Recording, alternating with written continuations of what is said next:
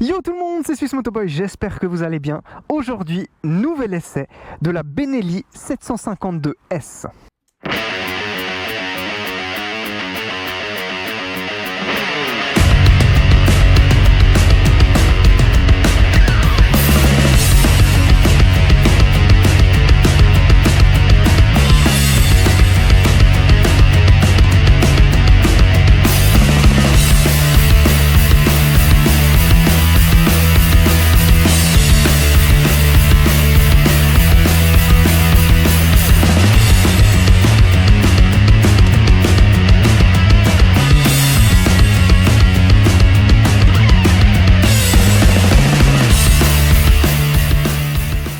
Alors, on va tout de suite la démarrer. J'ai déjà roulé un tout petit peu avec pour me faire une idée. Et comme vous pouvez le voir, j'ai un petit micro ici en espérant pouvoir vous enregistrer un peu le son de cette moto parce que c'est un des grands atouts de ce modèle. On va la démarrer.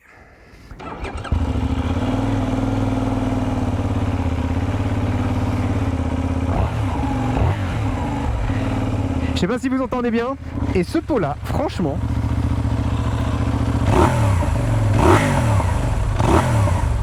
c'est le pot d'origine. Il est d'une violence par rapport à ce que font la plupart des autres marques. C'est étonnant qu'ils aient réussi à homologuer un pot aussi petit. Un grand merci à GCO Motors pour le prêt de ce 2 roues. Ils sont à Aubonne, juste au-dessus de l'autoroute. Chez GCO Motors, vous avez de la vente auto multimarque. Et pour la moto, c'est les marques suivantes qui sont vendues dans ce garage. Vous avez également de l'entretien et de la réparation pour toutes les marques, de la carrosserie qu'il s'agisse de réparation ou de personnalisation, et surtout, très intéressant, de la location et de la préparation de motos pour circuit. Alors n'hésitez pas à leur rendre visite ou à les suivre sur leurs réseaux sociaux, toutes les informations sont en description. C'est parti pour l'essai.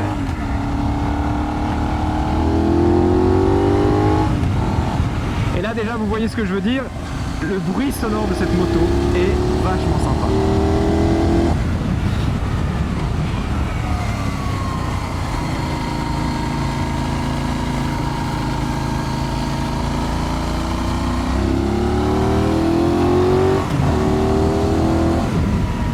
Je sais pas ce que vous en pensez, moi je trouve ça fantastique.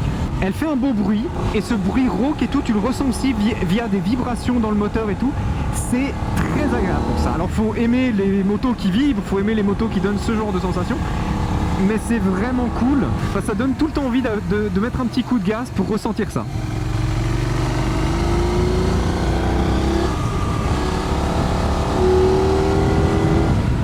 C'est vraiment très stylé. Parlons un petit peu de cette Benelli 752S.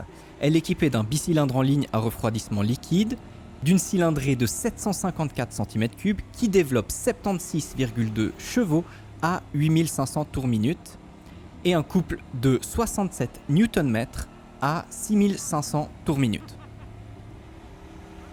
Au niveau des suspensions, elle est équipée à l'avant d'une fourche inversée de 50 mm réglable sur 3 niveaux et à l'arrière d'un mono-amortisseur réglable sur un niveau. Pour les freins, à l'avant, double disque de 320 mm avec étrier radio Brembo 4 pistons et à l'arrière, monodisque de 260 mm avec étrier 2 pistons. Pour finir, le réservoir est de 14 litres, elle a un poids de 226 kg, ce qui est quand même gros pour une telle moto, et une hauteur de selle de 810 mm. Et maintenant, on repasse à l'essai. C'est une moto, d'ailleurs je le précise tout de suite, qu'on peut avoir en A2 pour le permis. Ce qui ne joue peut-être pas tout à fait en sa faveur pour le permis, c'est qu'elle est peut-être un peu lourde. 226 kg pour une 700 cm3, c'est quand même méchant comme poids. Après, elle se roule très bien, c'est-à-dire que le poids dans les virages et tout, elle se met très bien en virage. Moi je suis très en confiance à bord. Mais il y a quand même ce petit côté d'un certain poids qui, donc, quand on le conduit, ne va pas du tout gêner en quelconque façon que ce soit. Par contre, quand je l'ai un petit peu déplacé pour faire mes photos et tout, là, c'était autre chose. C'était tout à fait gérable. Je trouve que l'équilibre est très bien optimisé sur cette moto. Mais il y avait quand même, fallait mettre ce petit coup de force pour la mettre en mouvement. Et surtout, elle n'a pas, et ça aussi je l'ai vu en voulant la changer de direction pendant les photos, elle n'a pas un très bon rayon de braquage. Donc là aussi, il faudrait essayer.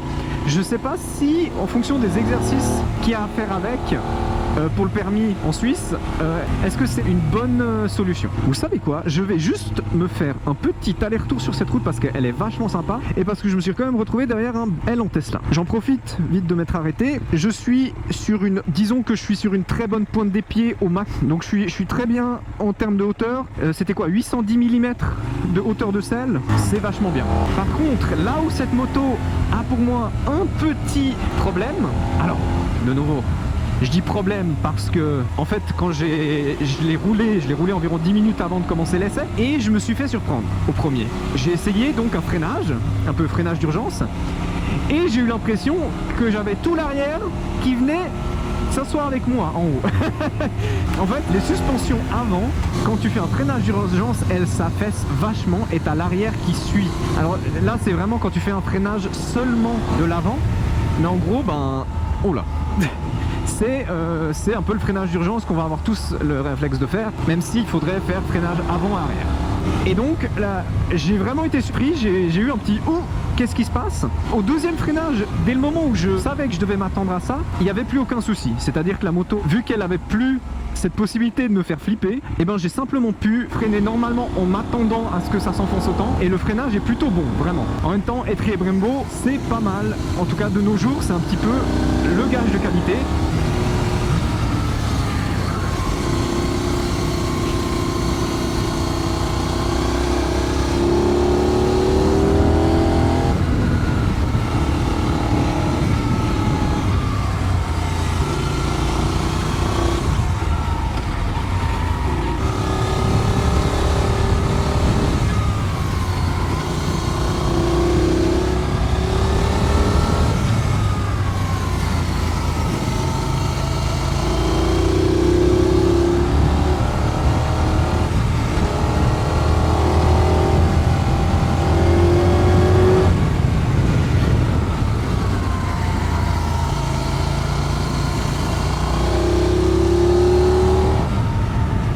C'est sympa.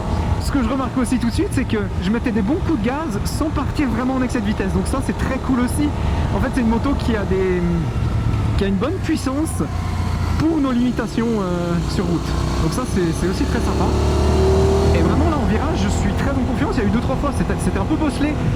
Ça marchait pique au vélo, enfin voilà, bon bah les bosses c'est les bosses, hein, c'est jamais très agréable quand t'es en virage, mais je gardais quand même la confiance de la moto, donc c'était cool. Et puis dans les virages, ben, lisse, là franchement, très en confiance très rapidement, et elle se met très facilement en virage. Donc vraiment, son poids n'est pas un souci tant que tu dois pas commencer à la pousser, à la manœuvrer, ou potentiellement à la manœuvrer dans des positions en pente et tout, où là potentiellement elle peut embêter un peu plus. Par contre, je trouve pas les accélérations fulgurantes. C'est-à-dire qu'on sent qu'elle a un peu de couple, mais...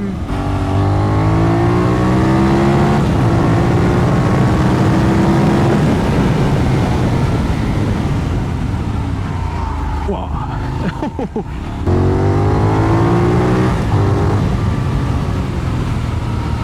Il n'y a pas de quoi t'envoler.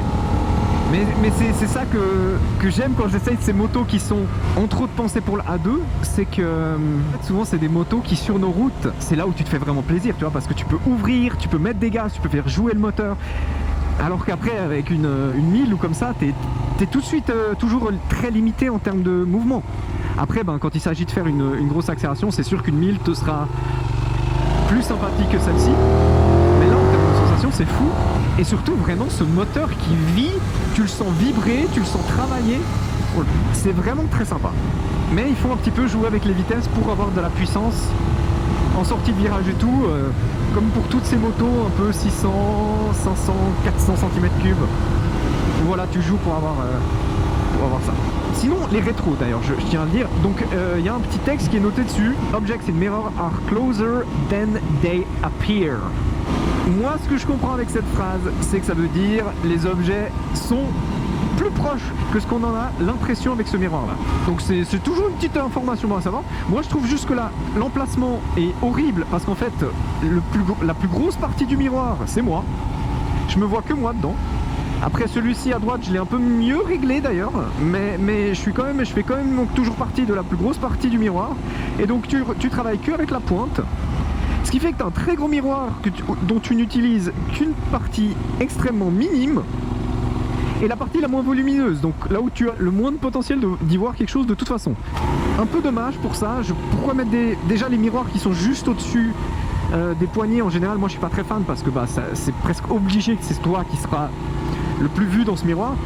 Mais en plus, ils sont grands mais pas très utiles, donc c'est un petit peu dommage. Maintenant, pour la partie qui n'est pas moi, je trouve qu'on voit pas si mal dedans. Donc au moins ça, c'est pas non plus un foiré total, mais c'est un petit peu dommage. Voilà. Sinon, ce qu'on peut voir aussi, c'est que le levier de frein est réglable là où le levier d'embrayage pas. Ok, étonnant. Et puis je trouve aussi que tout ce qui est commodo et tout, même si ça va tout à fait, mais je trouve que ça fait un peu très plastique sur les parties boutons. C'est pas gênant à proprement dit. Ça fait un peu ce plastique de jouet là, le rouge. De nouveau, c'est pas plus un problème que ça, hein. Ça a l'air résistant, il n'y a rien à dire là, avec les warnings et tout. Mais c'est juste que visuellement, ça donne pas méga bien. Sinon, j'en profite aussi pour être dans une zone un peu plus calme. La selle, c'est un joli baquet. Tu glisses pas vers l'arrière, t'es bien maintenu. Mais en exagérant un tout petit peu mes propos, pour moi, ils ont oublié de mettre la mousse. J'ai l'impression d'être assis limite sur une selle en plastique. Vous voyez les sièges en plastique que t'as dans certains stades? J'ai presque l'impression d'être assis là-dessus. Un chouïa dommage. Puis en ayant essayé 2-3 autres Benelli, ils savent faire des selles plus sympas. Celle-ci, tu vois qu'ils ont voulu faire un truc un peu sportif où tu ressens bien le moteur et tout, mais t'as très très vite mal aux fesses et en plus t'as très peu de moyens de te reculer.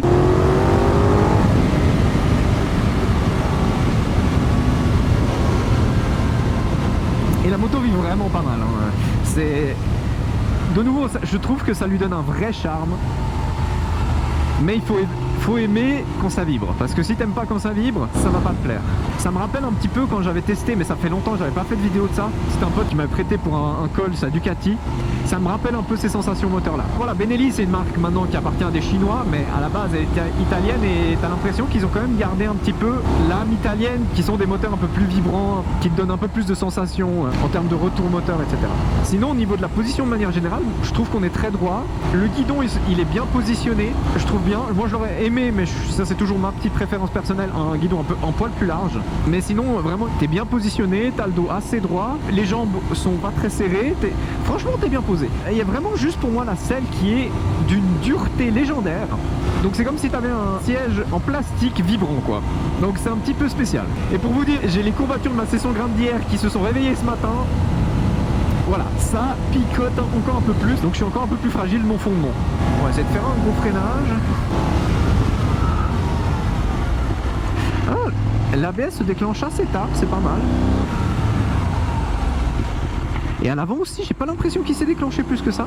Ce qui peut être un point à dire, c'est que vu que le retour des freins est assez bon et qu'il c'est assez réactif avec les Brembo, c'est très réactif ça. T'appuies déjà un peu et ça part, ça dérange pas. Le levier de frein est dur.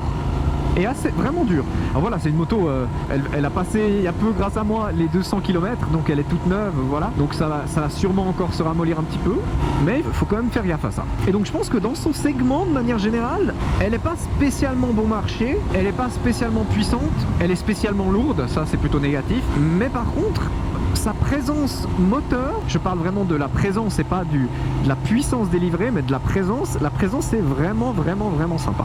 Et puis pour la puissance, j'aurais aimé avoir un petit peu plus peut-être. Parfois je la trouve un peu molle en accélération, et d'un autre côté tu te dis mais au moins tu peux ouvrir, tu peux mettre les gaz, tu peux accélérer littéralement, donc c'est bien et pas bien. Moi qui suis quand même plus équipé de manière générale de motos qui sont beaucoup trop puissantes pour la route, à chaque fois que je me retrouve sur une moto avec laquelle tu peux vraiment un peu jouer, je prends plaisir.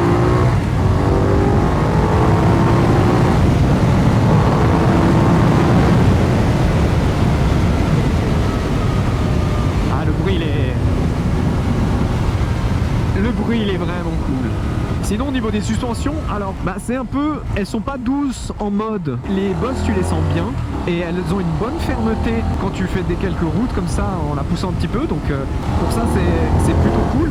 Par contre effectivement quand tu freines de l'avant, la suspension elle va s'écraser et il faut juste y être préparé quoi. Du moment où tu le sais, c'est pas trop effrayant, mais vraiment je dois vous dire, au premier freinage que j'ai fait juste pour essayer, je me suis chié dessus parce que je m'attendais pas du tout à avoir autant cette sensation de moi qui part sur l'avant et de l'arrière qui remonte quoi.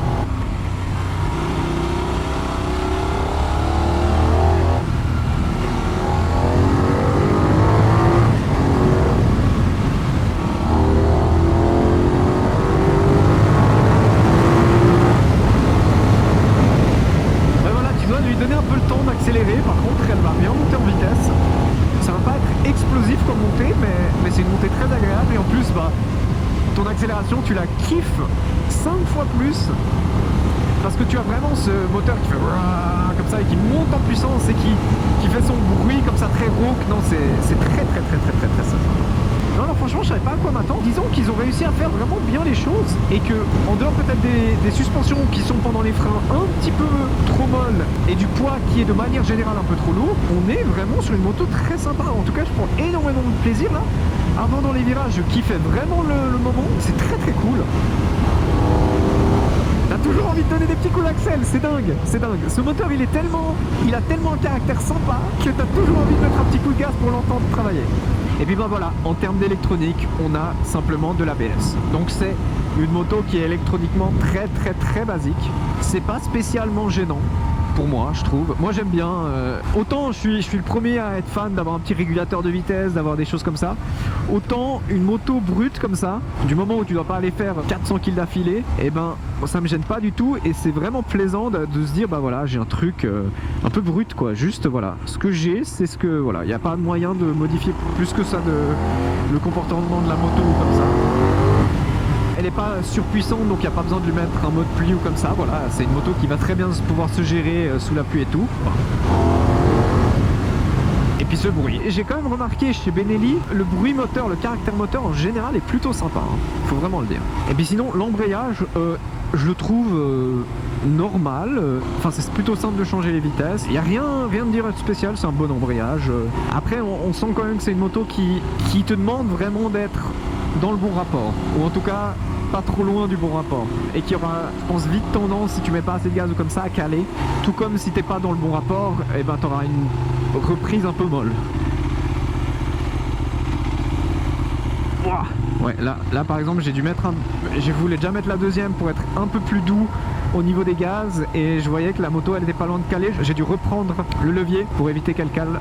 Donc ouais, elle n'a pas une plage de jeu énorme, ce qui fait qu'il faut être un peu attentif à ça. Donc c'est vrai que de nouveau pour quelqu'un qui doit apprendre à faire de la moto, entre guillemets c'est le meilleur apprentissage parce qu'au moins t'es sûr que t'as appris avec un véhicule qui demande un petit peu de maîtrise. Donc après tous les autres seront plutôt simples. Par contre tu vois, dans la pente j'arrive pas à la tenir.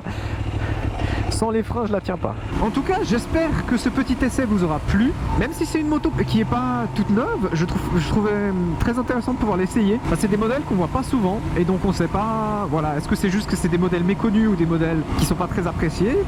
À vous de me le dire d'ailleurs, mais moi je trouve vraiment qu'elle a un vrai potentiel. Voilà, il faut aimer ce côté, avoir une moto qui a de la présence, qui a une belle sonorité et tout. Tu apprécies ce genre de choses, et ben en fait t'as vraiment un bon modèle pour toi et pour un prix plutôt raisonnable. Encore un grand merci à GCO Motors.